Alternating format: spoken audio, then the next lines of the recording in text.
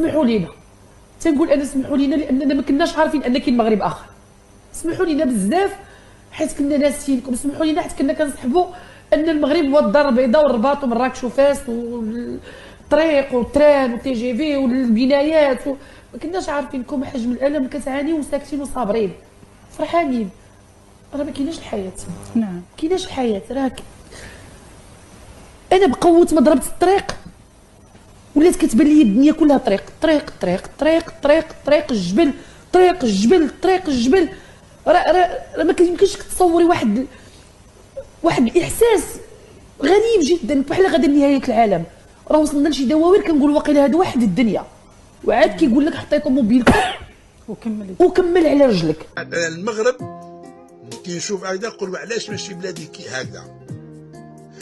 وكل جزائري اللي مشاو للمغرب متاكدين انه غلق الحدود السبب تاعو انه باش الجزائريين ما يكتشفوش المغرب، ما يعرفوش كاش داير المغرب وما يديروش ثوره. لو تفتح الحدود ما بين الجزائر ووجده، ما بين الجزائر والمغرب، الناس يدخلوا لوجده يشوفوا وجده كيفاش دايره، والله والله والله توقع ثوره في الجزائر.